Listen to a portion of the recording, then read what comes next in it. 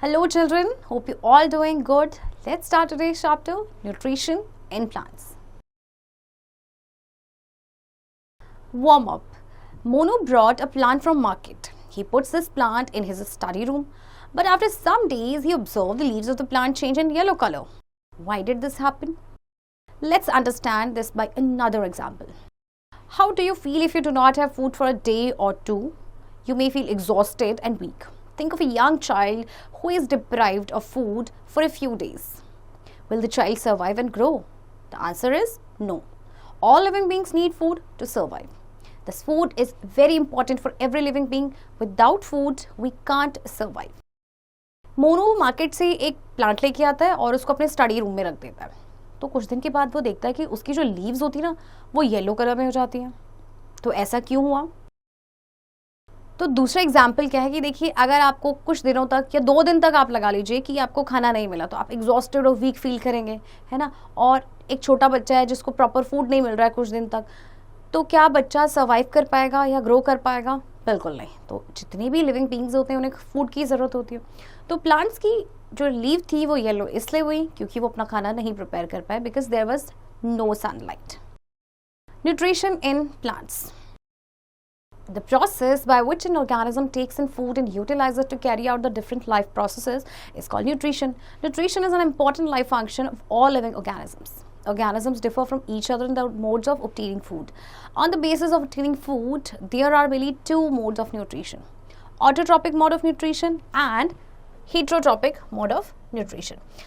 Okay, देखिए ये आपका न्यूट्रिशन का प्रोसेस क्या होता है जिसमें आप अपने फूड को ऑब्टेन करते हैं. अब ये 2 तरह के मेथड्स होते हैं, आपके मोड होते हैं, autotrophic and heterotrophic. Number 1 is autotrophic mode of nutrition. The word auto means self and trophos means nutrition. This autotrophic means self nutrition. The mode of nutrition in which an organism makes its own food from simple substances like carbon dioxide, water and minerals present in the surroundings is called autotrophic nutrition. Green plants and some bacteria prepare their own food by the autotrophic mode of nutrition. Okay, तो autotrophic mode of nutrition में क्या होता है कि organism अपना खाना जो है वो खुद से बनाते हैं कुछ सिंपल सब्सटेंसेस को लेके, like carbon dioxide, water and minerals. तो आपके ग्रीन प्लांट्स एंड जो आपके कुछ बैक्टीरियाज हैं ये अपना खाना खुद से प्रिपेयर करते हैं. Organism having autotrophic mode of nutrition are called autotrophs. So all the green plants and some bacteria are autotrophs.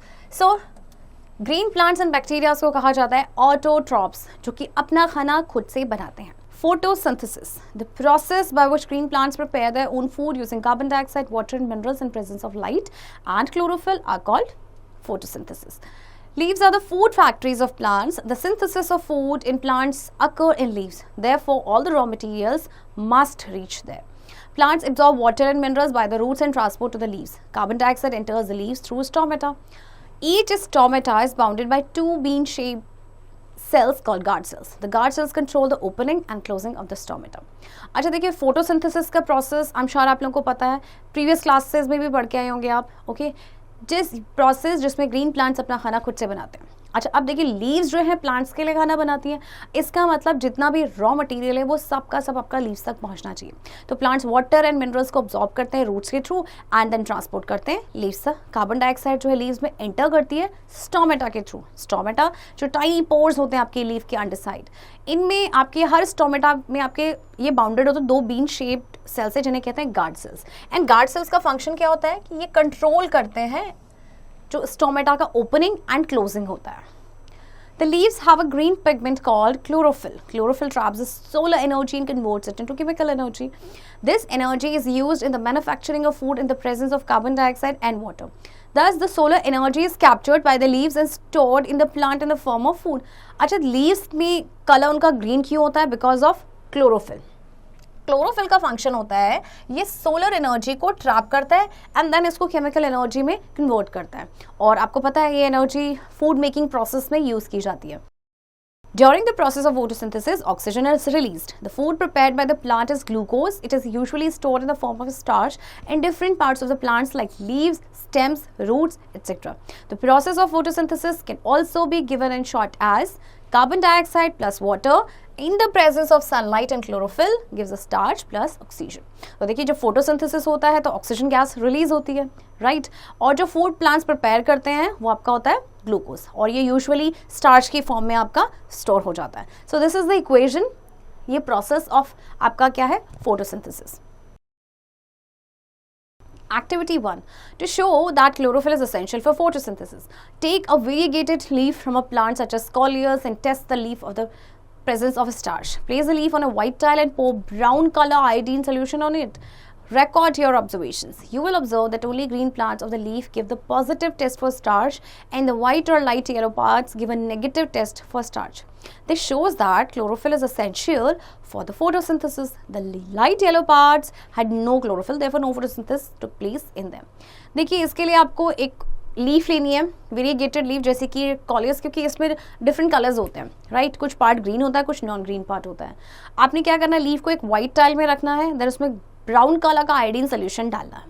अब आप देखेंगे तो ग्रीन पार्ट है लीफ का, सिर्फ उसी पार्ट में पॉजिटिव टेस्ट आया है स्टार्च को लेके, एंड जो आपका वाइट या लाइट येलो पार्ट है वो नेगेटिव टेस्ट आया स्टार्च के लिए. तो ये क्या शो करता है कि क्लोरोफिल जो है फोटोसिंथेसिस के लिए एसेंशियल है, और आपको पता है फोटोसिंथेसिस की वजह से ही लीव्स को ग्रीन कलर मिलता है. Activity 2. To show that carbon dioxide is essential for photosynthesis. Take a potted plant and select a green healthy leaf. Cover half of the leaf in a transparent bottle containing caustic potash solution as shown in figure. Wait for 56 hours. Take out the leaf and test it for the presence of starch. Record your observation. The part of the leaf that was immersed in the bottle containing caustic potash solution gave a negative test for starch, while the part of the leaf which was outside the bottle gave a positive test for starch. It was because the caustic potash solution bottle absorbed all the carbon dioxide. Because there was no carbon dioxide available to the leaf, hence it was unable to carry out photosynthesis and thus no starch was formed. अच्छा, आपने एक potted plant लेना है, उसमें से green healthy leaf को आपने select करना है और हाफ लीफ को आपने कवर कर देना. जैसे कि आपको देखिए डायग्राम में शो किया है कि सिर्फ हाफ लीफ को आपका डाला गया है एक बॉटल में, ट्रांसपेरेंट बॉटल में, जिसमें आपका कॉस्टिक पोटाश सोल्यूशन, और 56 आवर्स तक के लिए आपने वेट करना है. तो आप देखेंगे कि जो पार्ट आपका लीफ में था, इमर्ज था, जब आप उसमें स्टार्च टेस्ट करेंगे तो क्या होगा कि वो नेगेटिव टेस्ट देगा, और जो आपका आउटसाइड यानी बॉटल के बाहर वाला जो पार्ट था ये आपका पॉजिटिव स्टार्च टेस्ट देगा, है ना. ऐसा क्यों हुआ? क्योंकि जिसको आपने कॉस्टिक पोटाश में इमर्ज किया था तो उसका काम क्या होता है, सारी कार्बन डाइऑक्साइड को एब्जॉर्ब उसने कर लिया, है ना, तो इसलिए वो फोटोसिंथेसिस नहीं कर पाए and इसीलिए स्टार्च नहीं बना. Activity 3. Green leaves synthesize food in the form of a starch. Select a healthy green leaf from a potted plant. Boil the leaf in a hard glass test tube for 5 to 10 minutes to break open the cells. Take the boiled leaf and boil it again in a spirit or in alcohol so as to remove chlorophyll. अब आपने क्या करना है, एक healthy green leaf को एक potted plant से select करना है, उसको आपने बॉईल करना है 5 से 10 मिनट के लिए, जिससे कि जो आपके जो सेल्स हैं वो ब्रेक हो जाए, to break open the cells. And then आपने बॉइल्ड लीफ को क्या करना है, उसको फिर से स्पिरिट में या फिर अल्कोहल में बॉईल करना है, जिससे कि उसका जो क्लोरोफिल है वो रिमूव हो जाए. Caution. Precaution needs to be taken not to boil the spirit or alcohol directly on flame and also not to allow the water in water bath to boil. Spirit or alcohol being inflammable can catch fire.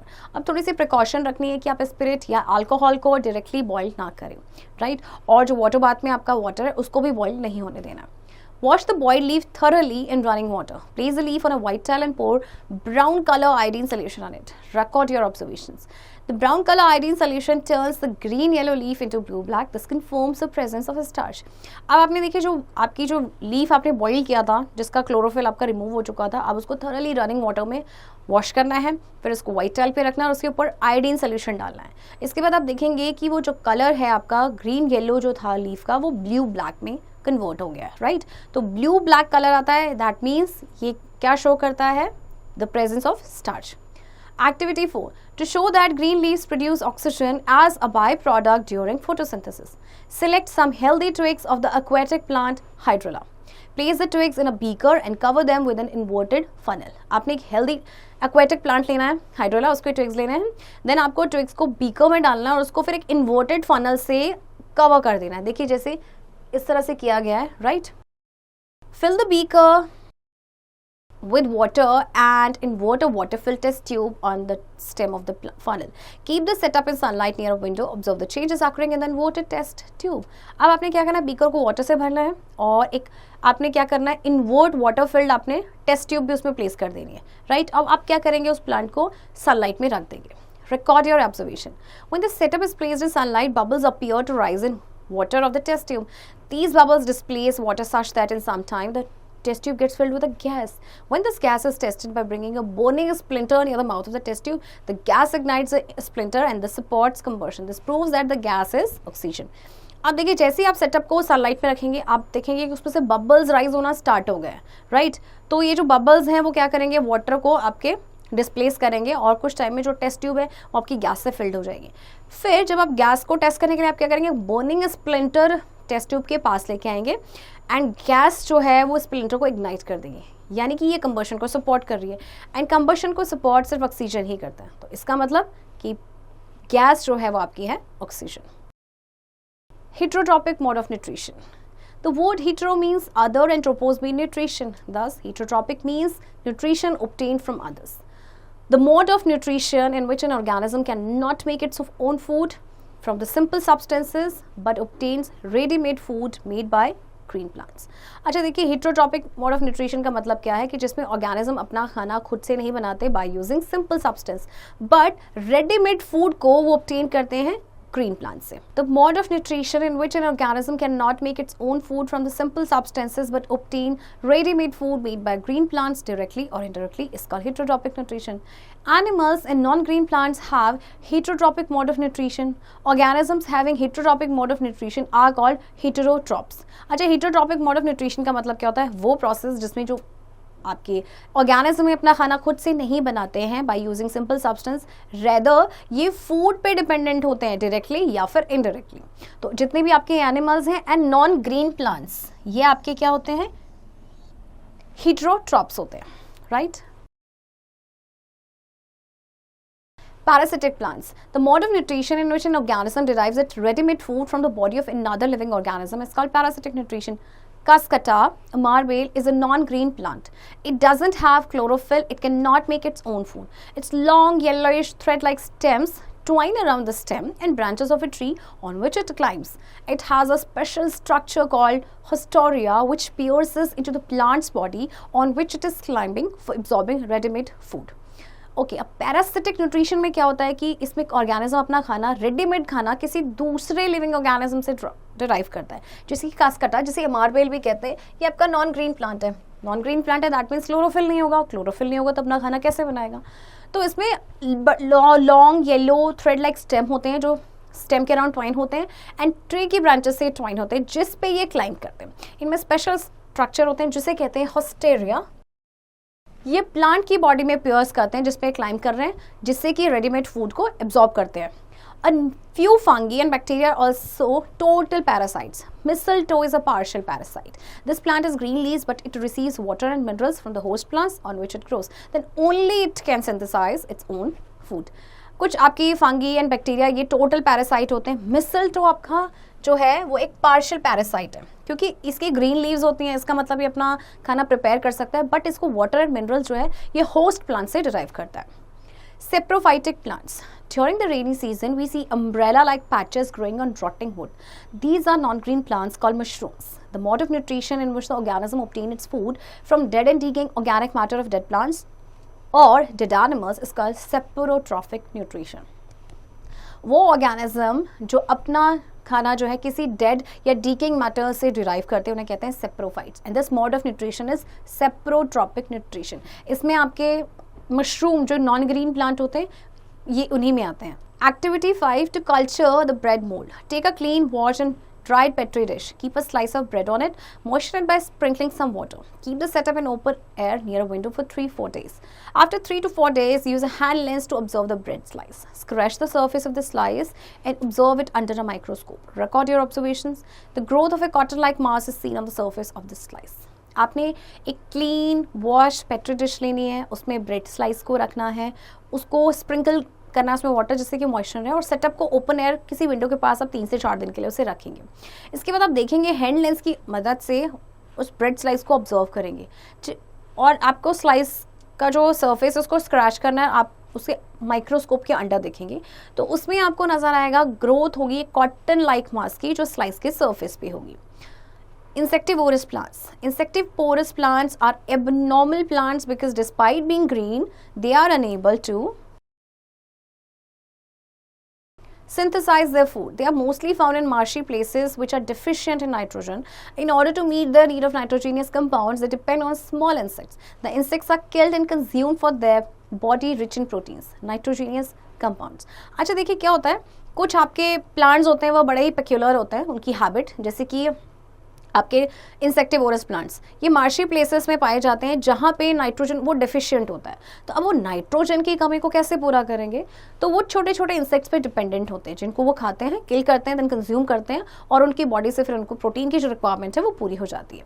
Common examples of insectivorous plants are Nepenthes pitcher plant, Drosera sundew plant, Venus fly trap and Urticaria bladderwort plant. The pitcher plant has its leaves modified in the form of a pitcher to trap insects, while the sundew plant has its roots modified to trap the insects. तो देखिए ये कुछ examples हैं आपके insectivorous plants के.